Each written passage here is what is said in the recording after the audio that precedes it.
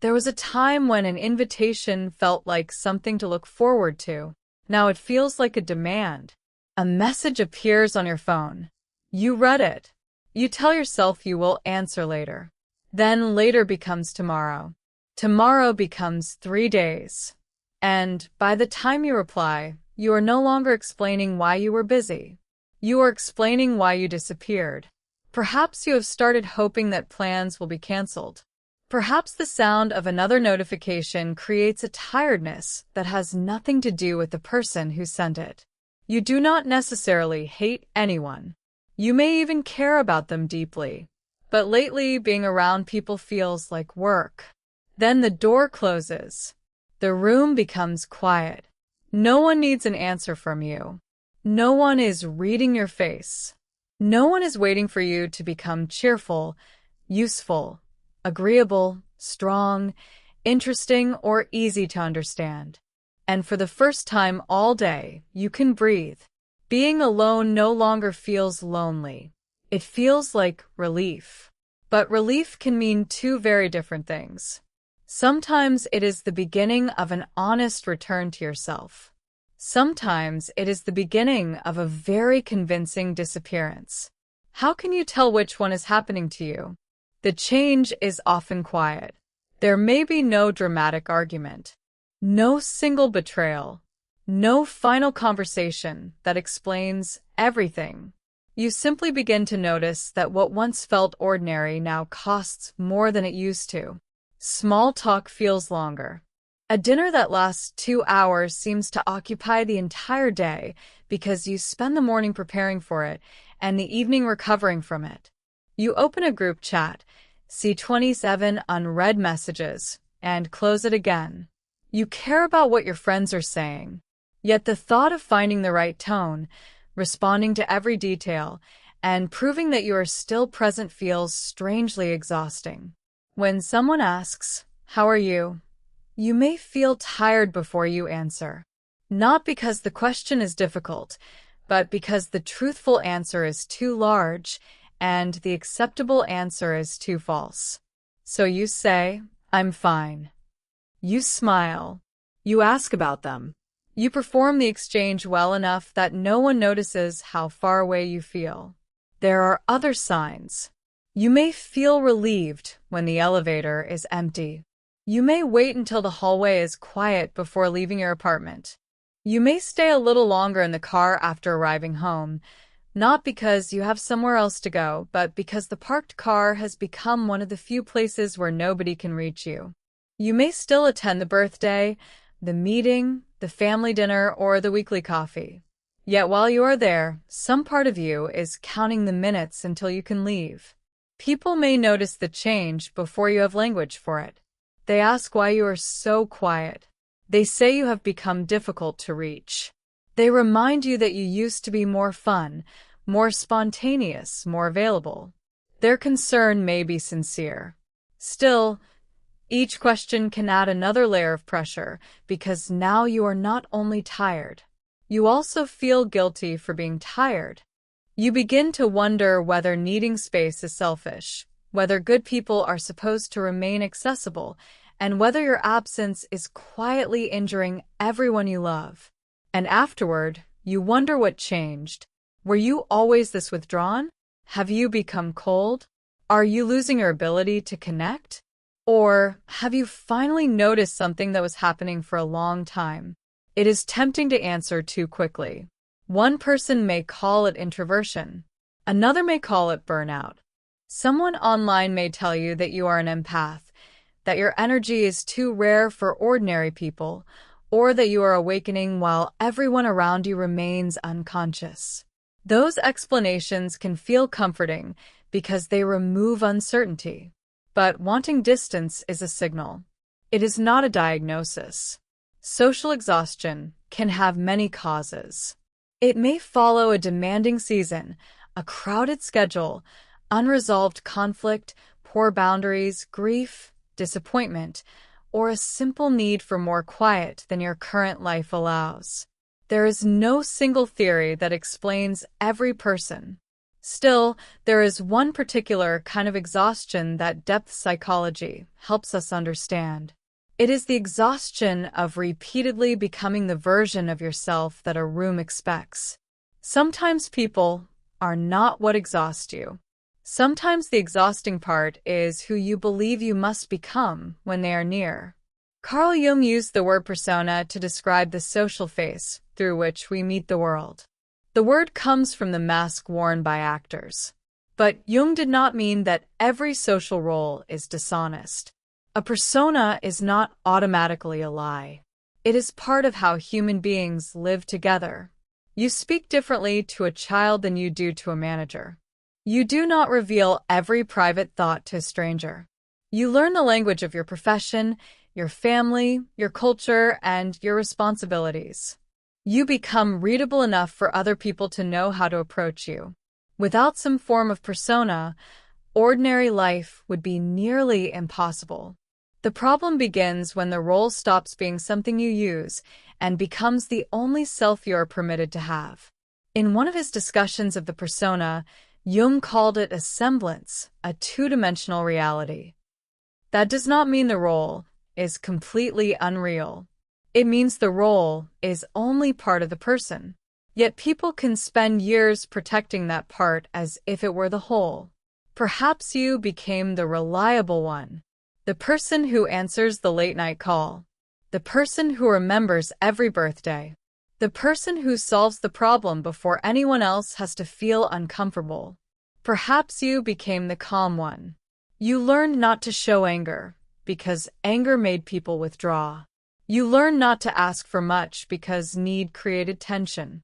You became so skilled at being easy to live with that nobody noticed how difficult it had become to live inside yourself.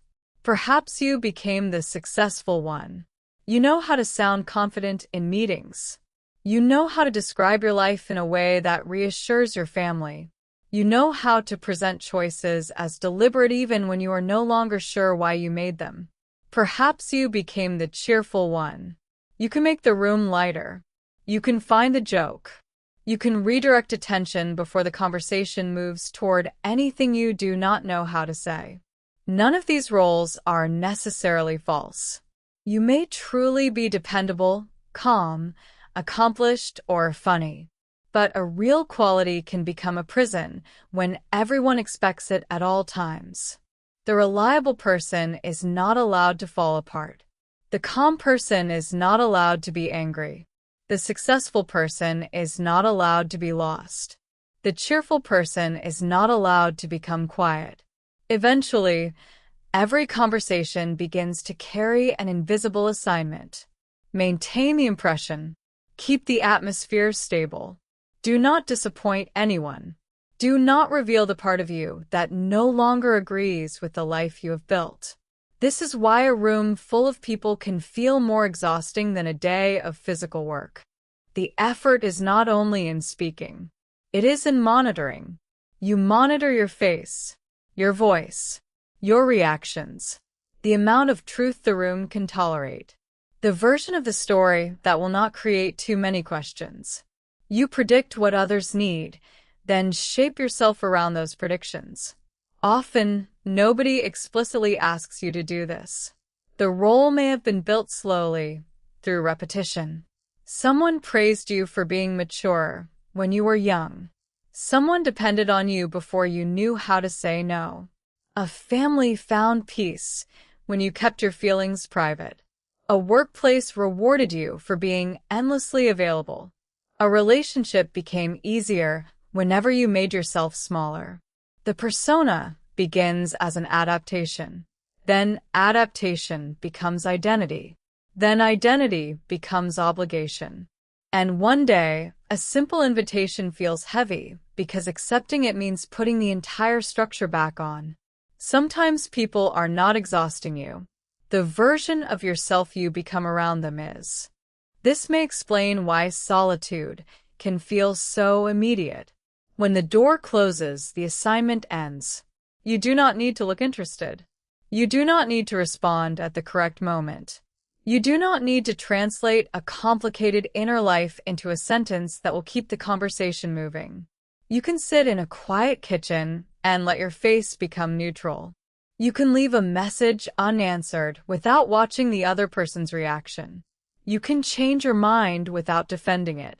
You can feel something before deciding how it should appear. For a while, there is no audience. That absence can feel like freedom. It may even reveal how much tension you had accepted as normal. You notice that your shoulders lower when you are alone. Your thoughts become easier to hear. You stop rehearsing explanations. You remember preferences that had been buried beneath convenience. You realize that you do not actually enjoy the restaurant everyone always chooses. That you no longer believe the opinion you keep repeating. That a friendship has been maintained more by history than by honesty. That the life everyone congratulates you for may not be the life you still want. Solitude creates contrast. It shows you the difference between your inner pace and the pace you have been performing. It can reveal the distance between what you say and what you mean. It can show you how often you agree before checking whether agreement is true. At first, the silence may not even feel peaceful. It may feel strangely loud. When the conversations stop, thoughts you have postponed can finally arrive. Anger appears without an obvious target. Sadness enters a room that looked calm. You remember a choice you made because it was expected, a promise you kept long after it became dishonest, or a version of your future that no longer creates any feeling at all. This can be unsettling. The temptation is to fill the room again with music, scrolling, work, or imagined arguments. But if you stay long enough, another layer may emerge. You begin to distinguish exhaustion from dislike. You realize you do not want to escape all human connection. You want to escape the particular conditions under which connection has been happening. Perhaps you do not want to stop caring. You want to stop carrying every emotional responsibility in the room. Perhaps you do not want to become silent.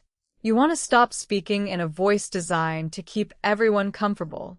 Perhaps you do not want a life without people. You want a life in which closeness does not require self-erasure. This is valuable information. But information is not the same as instruction. The fact that you feel relief when everyone leaves does not automatically mean everyone must leave forever. The fact that silence feels safer does not prove that silence is your final home. Relief can tell you that something is unsustainable. It cannot, by itself, tell you what must change. Perhaps you need fewer commitments. Perhaps you need a boundary with one person, not an ending with everyone. Perhaps you need to stop being available every hour. Perhaps you need one honest conversation. Perhaps you need to grieve a version of yourself that no longer exists. Or perhaps you need time alone before you can know what you need at all. This is where many people make a decision too early. They discover the peace of withdrawal and conclude that withdrawal itself is the answer. They confuse the absence of pressure with the presence of purpose. They call every closed door a boundary and every unanswered message self-respect. But a door can protect a room. It can also prevent anything new from entering. Relief is information. It is not always instruction. Solitude is persuasive because it can make a complicated story feel simple. People are exhausting. The world is shallow. Nobody understands me. I have outgrown everyone. I am finally protecting my peace. Sometimes there is truth in these statements. Some relationships are built on obligation, manipulation, or repeated disrespect. Some environments demand a version of you that is no longer healthy to maintain. Some people only feel comfortable with you when you are useful, silent, or easy to control. Distance may be necessary. An ending may be honest.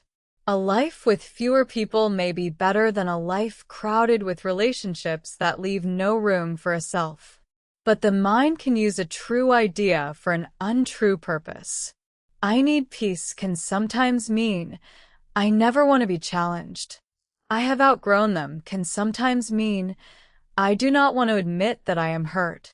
They do not understand me can sometimes mean I have never risked explaining myself. Everyone is toxic can sometimes mean any relationship that limits my control now feels unsafe. This is not an accusation. It is an invitation to become more precise. Because avoidance rarely introduces itself as avoidance. It often sounds intelligent. It can borrow the language of boundaries, healing, awakening, discernment, and self-respect. It tells you that disappearing is proof of growth. It tells you that being unreachable makes you powerful. It tells you that needing nobody is the highest form of freedom. These ideas are attractive when connection has been painful. If you have been dismissed, embarrassed, controlled, abandoned, or repeatedly misunderstood, distance may feel like the first decision that belongs entirely to you. No one can reject the person who never arrives.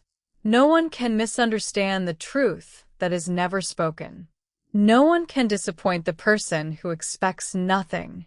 No one can expose a vulnerable part of you if every relationship remains at a safe distance.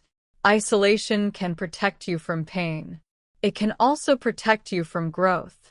Growth is not always comfortable. It may ask you to discover that some of your boundaries are walls. It may ask you to admit that resentment has kept a relationship alive in your mind long after the relationship ended in reality. It may ask you to see that you have been waiting for people to notice needs you never expressed. It may ask you to stop performing strength and tolerate the risk of being seen as uncertain. It may ask you to leave one relationship while learning how not to repeat the same pattern in the next. A room can become a sanctuary. It can also become a hiding place. The difference is not visible from the outside. Two people may both spend Saturday night alone. One is resting after a week of giving too much and learning to respect a natural limit. The other is rehearsing old injuries, refusing every invitation, and gradually making life smaller so that nothing unpredictable can happen. The behavior looks similar. The direction is different. Healthy solitude tends to create movement beneath the stillness. Something becomes clearer. A decision becomes more honest. A feeling that was denied receives a name. A boundary becomes specific. Compassion returns, including compassion for people you no longer wish to be close to. Avoidant isolation often creates repetition beneath the stillness. The same conversation plays again. The same grievance becomes proof of every future conclusion. The world is divided into those who drain you and the room where you are safe. Nothing enters that might correct the story. This does not mean you should force yourself into company whenever you want to be alone. It means the feeling of relief deserves curiosity, not worship. Ask what the silence is revealing. Then ask what the silence is helping you avoid. Both answers may be true at the same time. This is where Jung's idea of individuation is often misunderstood. Online, becoming yourself is sometimes presented as a dramatic separation from ordinary people. You awaken. You see through everyone. You no longer need approval. You leave the crowd behind. The image is attractive, especially when belonging has required too much self-betrayal. But individuation is not a declaration that you are more evolved than other people. It is not the victory of the ego. It is not the construction of a more impressive identity called the authentic self. For Jung, individuation involved becoming less completely identified with the limited role that consciousness had mistaken for the whole person. It meant recognizing that the self is larger than the public image, larger than the ego's preferred story, and larger than the qualities we are proud to display. That process can require separation. You may need distance from collective expectations in order to hear a quieter truth. You may need to stop asking what is admired, acceptable, efficient, or familiar. You may need to notice the life that has been excluded so that your current identity could remain stable. This can feel lonely. When a role begins to loosen, the relationships organized around that role may also change. The family may resist when the dependable person says no. The workplace may be surprised when the endlessly available person becomes unavailable. A friend may call you distant when you stop performing enthusiasm for a bond that has become one-sided. You may not yet know who you are without the old role. For a while, withdrawal can become a psychological workshop, a place where you remove what has been inherited, rewarded, expected, or repeated, and ask a difficult question. What here is actually mine? But a workshop is not a permanent residence. Jung wrote, "Individuation does not shut one out from the world, but gathers the world to oneself." This is the correction that many simplified versions leave out. Becoming yourself does not require becoming unreachable. The process is not complete merely because you can say no. It asks whether the no protects a more truthful yes. It is not complete because you have fewer relationships. It asks whether the relationships that remain are more honest. It is not complete because nobody can influence you. It asks whether you can be influenced without abandoning your center. Individuation is not isolation. It is differentiation. Differentiation means knowing where your responsibility ends and another person's begins. It means recognizing the difference between a role and a self, between compassion and compliance, between privacy and secrecy, between peace and numbness, between solitude that deepens life and isolation that replaces it. The goal is not to eliminate the persona. You still need a way to meet the world. You will still have roles. You may be a parent, partner, colleague, neighbor, friend, caretaker, teacher, or leader. The difference is that the role becomes an expression rather than a prison. You can be helpful without making usefulness your right to exist. You can be calm without denying anger. You can be strong without hiding every need. You can be social without making every room the judge of who you are. This changes the meaning of return. You do not return to people as the same exhausted performer. You return with more choice. You may speak less, but mean more. You may attend fewer gatherings, but no longer spend the entire time pretending. You may lose relationships that depended on your silence. You may discover that other relationships become warmer when you stop offering a polished surface and begin offering a person. Not everyone will welcome the change. A more honest life is not guaranteed to be a more approved life. But the purpose of solitude is not to make approval unnecessary by making relationship impossible. The purpose is to make relationship more real. Withdrawal is a stage. It is not a destination. So how can you tell whether your solitude is helping you return to yourself or helping you disappear? There is no perfect test. Human motives are mixed. A necessary boundary can contain anger. A healthy season of quiet can also contain fear. You can be healing one pattern while avoiding another. But 4 questions may help you look more honestly. The first question is this. After time alone, do you feel clearer or only safer? Clarity has movement in it. After genuine rest, you may understand what exhausted you.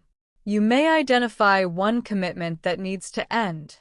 You may recognize that a conversation cannot be postponed forever. You may feel more able to choose rather than merely react. Safety alone can feel different. Nothing has changed except the removal of risk. The phone is silent, so there is no chance of conflict.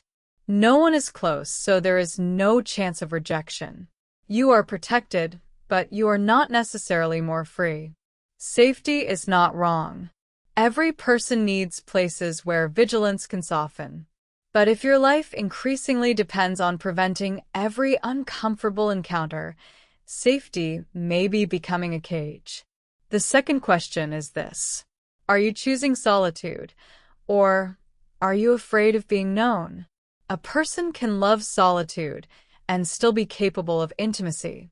They may need long periods alone, yet when they are with someone trustworthy, they can speak honestly, listen openly, apologize, disagree, and remain present. Fear of being known has a different quality. It keeps every conversation near the surface. It withdraws when another person asks a question that reaches too close. It prefers the fantasy of being understood to the risk of explaining. It wants connection without exposure. Ask yourself whether you are protecting your energy or protecting an identity that cannot tolerate being seen in its unfinished form. The third question is this: are you becoming more honest or more judgmental? Healthy solitude often makes judgment more precise and less dramatic. You may see that a relationship is not right for you without needing to declare the other person entirely bad. You may recognize incompatibility without turning it into superiority. You may leave without building a philosophy in which everyone who remains is asleep. If time alone makes every other person seem shallow, foolish, needy, or toxic, pause. Contempt can feel like clarity because it creates distance quickly. But contempt rarely produces understanding. Sometimes it protects a wounded ego from the grief of admitting, "I wanted connection here, and it did not happen." The fourth question is the most important. Is your solitude helping you return to life? Return does not mean becoming highly social. It does not mean attending every event or restoring every relationship. It means that quiet is increasing your capacity to participate in reality. Perhaps you return by telling one person the truth. Perhaps you return by declining an invitation without inventing an excuse. Perhaps you return by asking for help before resentment builds. Perhaps you return by letting a friendship become smaller without turning it into a war. Perhaps you return by accepting that you need fewer people, while caring for those few more honestly. Perhaps you return by noticing that you are not ready to reconnect and seeking thoughtful support rather than allowing silence to make every decision for you. The measure is not how many people surround you. The measure is whether your world is becoming more truthful or merely more controlled. Solitude that serves life eventually produces some form of relationship. A clear relationship with your work. A more honest relationship with your limits. A kinder relationship with your own unfinished parts. A more realistic relationship with people who cannot be everything you hoped. And sometimes a deeper relationship with the few people beside whom you do not have to become a performance. Ask the 4 questions slowly. Do I feel clearer or only safer? Am I choosing solitude or hiding from being known? Am I becoming more honest or more judgmental? Is this quiet helping me return to life? Do not use the answers to condemn yourself. Use them to locate yourself. Maybe you do need space. Maybe your exhaustion is telling you that the way you have related to people has become unsustainable. Maybe you have been available beyond your capacity. Maybe you have confused being loved with being useful. Maybe you have kept relationships alive by offering a version of yourself that no longer exists.